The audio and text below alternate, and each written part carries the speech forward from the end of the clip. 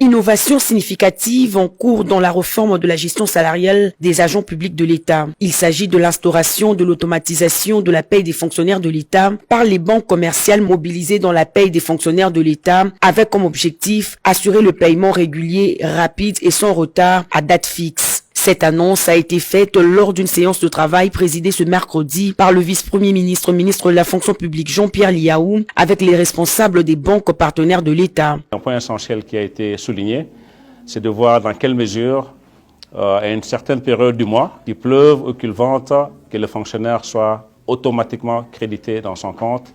Et le reste, ça pourra se discuter entre le gouvernement et le secteur bancaire dans la couverture des avances qu'on aurait fait vis-à-vis des bénéficiaires. Il y a aussi l'amélioration de l'identification de ceux-là qui bénéficient des apports de l'État en termes de salaire.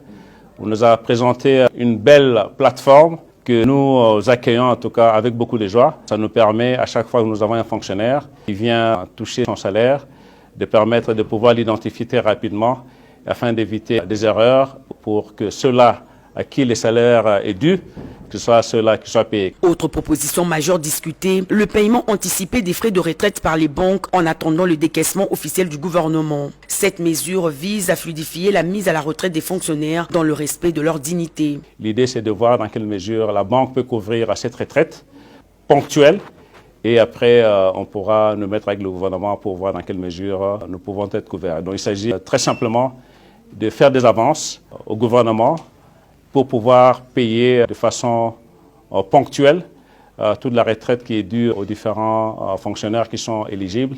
Et nous, par après, nous pourrons travailler avec le gouvernement pour pouvoir nous couvrir. Ces réformes traduisent la volonté du gouvernement de moderniser l'administration publique et d'améliorer concrètement les conditions socio-professionnelles des agents publics de l'État.